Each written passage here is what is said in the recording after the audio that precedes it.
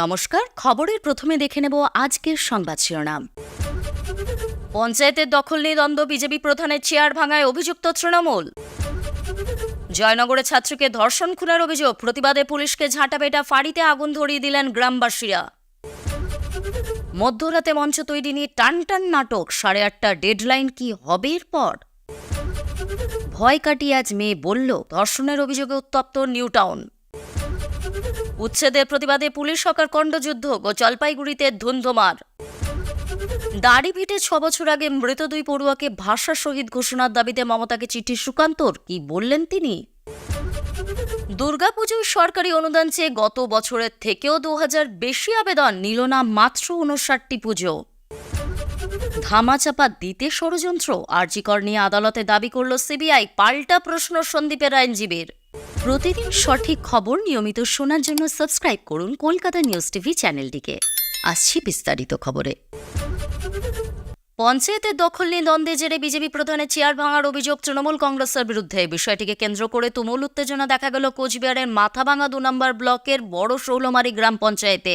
স্থানীয় সূত্রে জানা গিয়েছে, গ্রাম পঞ্চায়েতে দখল কার হাতে থাকবে এই নিয়ে তৃণমূল বিজেপির মধ্যে কিছুদিন ধরে গন্ডগোল চলছিল। পরিস্থিতি এমন জায়গায় যায় যে বিজেপির নির্বাচিত প্রধানের চেয়ার ভেঙে ফেলার অভিযোগ ওঠে তৃণমূলের বিরুদ্ধে। গত পঞ্চায়েত নির্বাচনে এই গ্রাম পঞ্চায়েতের বিজেপি 14 এবং তৃণমূল 9টি আসন দখল করে। কিন্তু লোকসভা নির্বাচনে এই কেন্দ্রে তৃণমূল কংগ্রেস জয়লাভের পর বিজেপির 2 জন পঞ্চায়েত সদস্য তৃণমূলে যোগদান করে, যার ফলে তৃণমূলের সদস্য সংখ্যা বেড়ে হয় 11 এবং বিজেপির কমে হয় 12। দুদিন আগেই বিজেপির আরও একজন পঞ্চায়েত সদস্য তৃণমূলে যোগদান করায় তৃণমূলের সদস্য সংখ্যা বেড়ে হয় 12 এবং বিজেপি 11। এই ঘটনার পরের দিনই গ্রাম পঞ্চায়েতের দখল নেয় তৃণমূল। এদিকে গতকালই ফের ওই বিজেপি পঞ্চায়েত সদস্য আবার নিজের পুরনো দলে ফিরে যায়। আজকে বিজেপি প্রধান শৌলমারি গ্রাম পঞ্চায়েতে ঢুকতে গেলে উত্তেজনা তৈরি হয়। গ্রাম পঞ্চায়েতের সামনে বিক্ষোভ দেখাতে থাকে তৃণমূল। অভিযোগ, বিজেপি প্রধান বেরিয়ে যাওয়ার পর প্রধানের চেয়ার বাইরে নিয়ে এসে ভাঙচুর চালায় তৃণমূল কংগ্রেস। বিষয়টিকে কেন্দ্র করে তুমুল উত্তেজনা তৈরি হয়েছে। তৃণমূলের বিরুদ্ধে গায়ের জোরে পঞ্চায়েত দখল করার অভিযোগ জানানো হয়েছে বিজেপির তরফে। প্রসঙ্গত উল্লেখ্য, লোকসভা নির্বাচনে বিজেপি প্রার্থী হারার পর থেকেই বিজেপির জয়ী পঞ্চায়েত সদস্যরা একের পর এক তৃণমূল শিবিরে যোগদান করছেন। এর ফলে একাধিক পঞ্চায়েত হাতছাড়া হয়ে গিয়েছে বিজেপির। প্রিয় দর্শক, আপনি কোন জেলা থেকে দেখছেন কমেন্ট করে জানাবেন। এবং আমরা এই ভিডিওটিতে 4000 লাইক ও 3000 সাবস্ক্রাইব টার্গেট করেছি, তাই আমাদের টার্গেটটি সম্পূর্ণ করবেন। অনেকেই আমাদের খবর শুনছেন কিন্তু সাবস্ক্রাইব করছেন না, ভুলে যাচ্ছেন, তাই এক্ষুনি সাবস্ক্রাইব করে নিন। ফিরে আসছি পরবর্তী খবরে। টিউশন থেকে বাড়ি ফেরার পথে 4র্থ শ্রেণীর এক ছাত্রীকে রাস্তা থেকে তুলে নিয়ে গিয়ে ধর্ষণ করে খুনের অভিযোগ। ঘটনাকে কেন্দ্র করে শনিবার সকাল থেকে কার্যত রণক্ষেত্র চেহারা নিয়েছে দক্ষিণ 24 পরগনার জয়নগর থানা এলাকার মহিষমারিয়াট পুলিশ ফাঁড়ি এলাকা। পুলিশের নিষ্ক্রিয়তার প্রতিবাদে স্থানীয় ফাঁড়িতেও হামলা চালানোর অভিযোগ উঠেছে স্থানীয়দের একাংশের বিরুদ্ধে। ফাঁড়িতে ধরিয়ে দেওয়া হয় আগুনও। ঘটনায় বেশ কয়েকজন পুলিশকর্মী জখম হয়েছেন বলেও খবর। গ্রামবাসীদের অভিযোগ, মেয়েটি মহিষমারিহাট এলাকায় টিউশন পড়তে গিয়েছিল। নির্দিষ্ট সময়ের পরও মেয়ে বাড়ি না ফেরায় চারিদিকে খোঁজ খবরের পর পুলিশের কাছে গিয়েছিলেন পরিবারের সদস্যরা। অভিযোগ, প্রথমে পুলিশ বিষয়টিকে গুরুত্ব দেয়নি। রাতে বাড়ির পাশের খাল থেকে ছাত্রের দেহ উদ্ধারের পরই ক্ষোভে ফেটে পড়েন জনতা।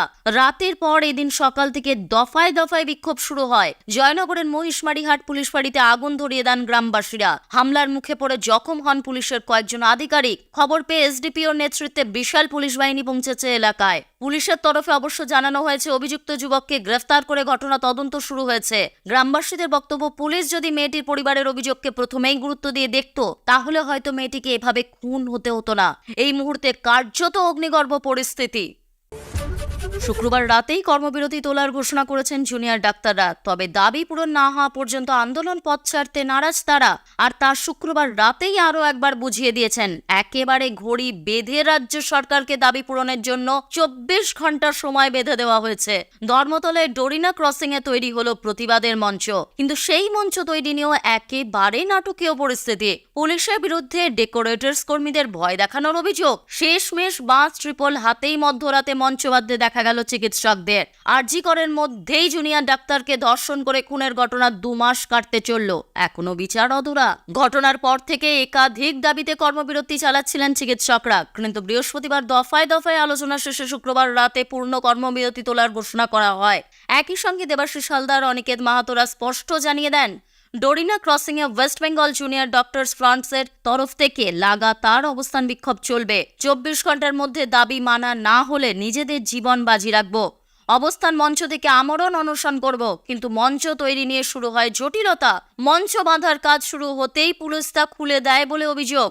এমনকি ডেকোরেটরদের হুমকি দেওয়া হয় বলেও অভিযোগ। এরপরেই ফ্যান ট্রিপল খুলে নিয়ে যাওয়ার অভিযোগ সামনে আসে, আর এরপরেই নতুন করে উত্তেজনা তৈরি হয়। ধর্মতলায় বিক্ষোভ দেখাতে থাকেন। শেষমেশ মধ্যরাতেই গলায় স্টেথো ঝুলিয়ে জুনিয়র চিকিৎসকরা নিজেই মঞ্চ তৈরির কাজে হাত লাগান। কেউ এগিয়ে দিলেন বাঁশ, তো কেউ এগিয়ে দিলেন কাপড়। গভীর রাত পর্যন্ত সেই মঞ্চ তৈরির কাজ চলে। রাতে বহু মানুষ জড়ো হয়েছিলেন আন্দোলন মঞ্চে। তারাও চিকিৎসকদের সঙ্গে মঞ্চ তৈরির কাজে হাত লাগান। বলে রাখা প্রয়োজন, আজ শনিবার 8:30টায় চিকিৎসকদের বেঁধে দেওয়া চূড়ান্ত সময়সীমা শেষ হচ্ছে। এরপরেই আমরণ অনশনের হুমকি, যা নিঃসন্দেহে মমতা বন্দ্যোপাধ্যায়ের উপর চাপ বাড়াবে বলেই মনে করা হচ্ছে। এই অবস্থায় কি পদক্ষেপ নেওয়া হয় সরকারের তরফে, সেদিকেই নজর সবার। অন্যদিকে চিকিৎসকদের মঞ্চ সম্পূর্ণ ঘিরে রাখা হয়েছে পুলিশের তরফে। মোতায়েন করা হয়েছে বিশাল পুলিশ বাহিনীকে। আরজিকরের ঘটনার জেরে এখনও উত্তপ্ত শহর। উৎসবের আবহেও রাজপথে চলছে আন্দোলন। এরই মধ্যে এক কিশোরীকে যৌন নির্যাতনের অভিযোগ উঠল শহরের উপকণ্ঠেই। শুক্রবার রাতেই ঘটনাকে কেন্দ্র করে উত্তপ্ত হয়ে ওঠে নিউটাউনের যাত্রাগাছি এলাকা। এক 16 বছরের কিশোরীকে ধর্ষণের অভিযোগ উঠেছে প্রতিবেশীর বিরুদ্ধে। অভিযোগ শুনে রাতেই এলাকায় যান নিউটাউন থানার পুলিশ। পুলিশকে ঘিরে বিক্ষোভ দেখান এলাকাবাসী। পুলিশ সূত্রে জানা গিয়েছে, বাড়িতে কারো না থাকার সুযোগ নিয়ে প্রতিবেশী ওই কিশোরীকে ধর্ষণ করে ও হুমকি দেয় বলে অভিযোগ।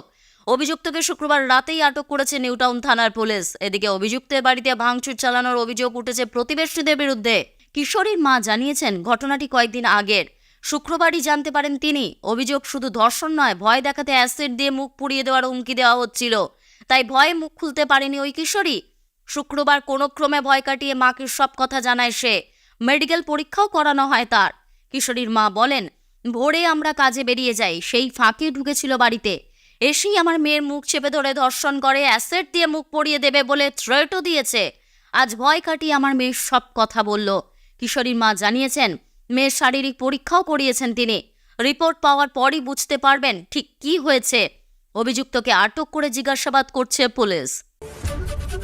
পুজোর মুখে হকার উচ্ছেদকে কেন্দ্র করে ধুন্ধুমার। উত্তপ্ত জলপাইগুড়ির দিনবাজার। পুলিশের গাড়িতে হামলা চালানোর অভিযোগ উঠল হকারদের বিরুদ্ধে।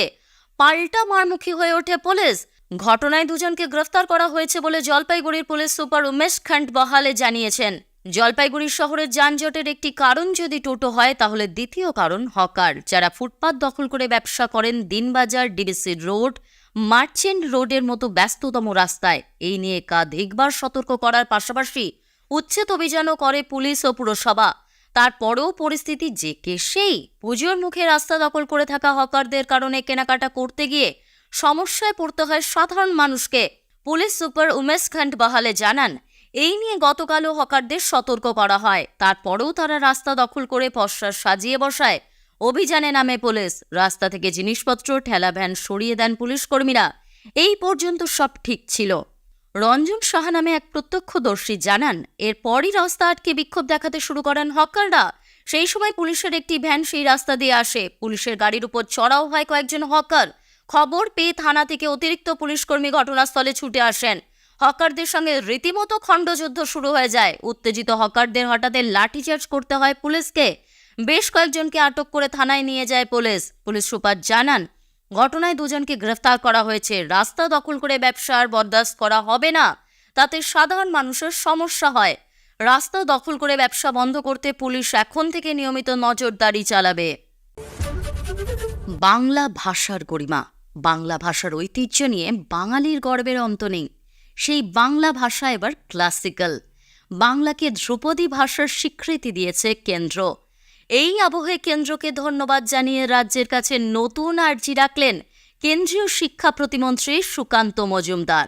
6 বছর আগে দাড়িভিটে মৃত 2 পড়ুয়াকে ভাষা শহীদ হিসেবে ঘোষণা করার আর্জি জানিয়ে মুখ্যমন্ত্রী মমতা বন্দ্যোপাধ্যায়কে চিঠি লিখলেন তিনি। মুখ্যমন্ত্রীকে লেখা চিঠিতে 6 বছর আগের দাড়িভিটের স্কুলের ঘটনা তুলে ধরেছেন সুকান্ত। বিজেপির রাজ্য সভাপতি লেখেন, 2018 সালের 20 সেপ্টেম্বর উত্তর দিনাজপুরের ইসলামপুরের দাড়িভিট উচ্চ বিদ্যালয়ে এক মর্মান্তিক ঘটনা ঘটে।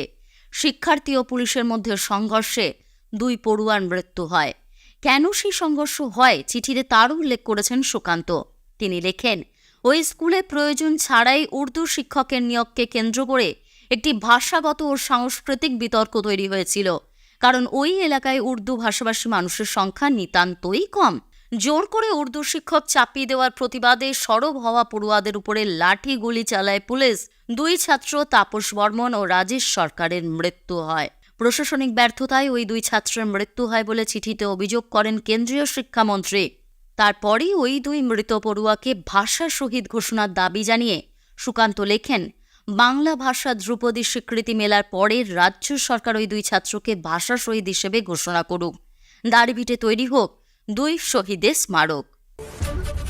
এবার পুজোয় সরকারি অনুদান বয়কট করা হোক। কেউ কেউ মনে করেন সেই দাবি তোলা নেপথ্যে বামপন্থী কিছু সংগঠন ও বিজেপির প্রভাব ছিল।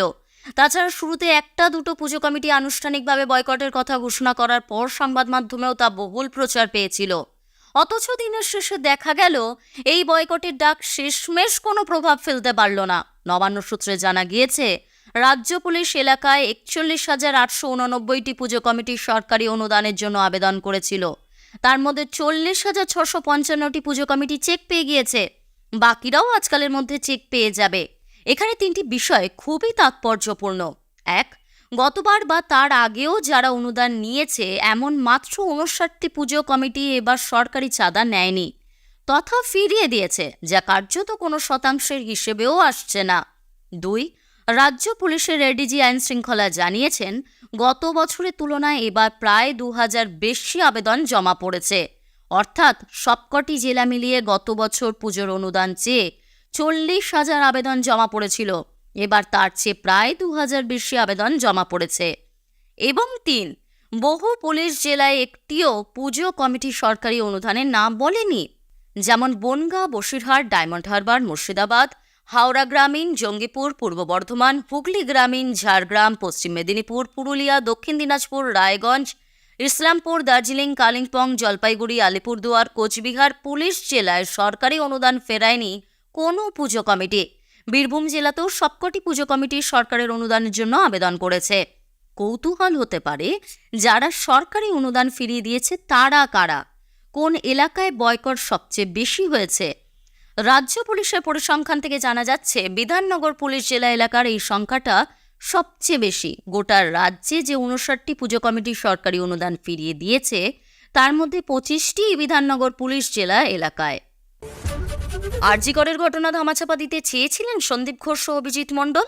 আদালতে এমনই দাবি করল কেন্দ্রীয় গোয়েন্দা সংস্থা সিবিআই। আরজি কর কাণ্ডে শিয়ালদা আদালতে পেশ করার রিমান্ড লেটারে সিবিআই এর দাবি, সন্দীপ ও অভিজিতের মোবাইল ফোনের কল রেকর্ড থেকে স্পষ্ট ঘটনা দামাচাপা দিতেই চেয়েছিলেন তারা। তরুণী চিকিৎসককে ধর্ষণ এবং খুনের ঘটনা আত্মহত্যা হিসেবে দেখানোর চেষ্টা হয়েছিল কিনা তা তদন্ত করে দেখা হচ্ছে। পুলিশের ভূমিকাও তাদের স্ক্যানারে রয়েছে বলে জানিয়েছে সিবিআই। শুক্রবার আরজি কর কাণ্ডে আদালতে রিমান্ড লেটার পেশ করে সিবিআই। সন্দীপ, অভিজিৎ এবং সিভিক ভলেন্টিয়ার সঞ্জয় রায়কেও ভার্চুয়ালি শিয়ালদা আদালতে পেশ করা হয়। সেখানে সন্দীপ ও অভিজিতের 3টি মোবাইল ফোনের ফরেনসিক রিপোর্ট খতিয়ে দেখার উল্লেখ করেন সিবিআই এর আইনজীবী। আদালতে তিনি দাবি করেন যে মোবাইলের ফোন কল থেকে মনে হচ্ছে সন্দীপ ও অভিজিৎ ঘটনা চেপে যেতে চেয়েছিলেন। তথ্য প্রমাণ নষ্ট করার চেষ্টা হয়েছে কিনা তদন্ত করে দেখা হচ্ছে। পুলিশের ভূমিকাও গোয়েন্দাদের স্ক্যানারে রয়েছে। চিকিৎসককে ধর্ষণ খুনে ধৃত সঞ্জয় রায়কে আশ্রয় দেওয়া হয়েছিল কিনা তাও তদন্ত করে দেখা হচ্ছে বলে জানিয়েছে সিবিআই।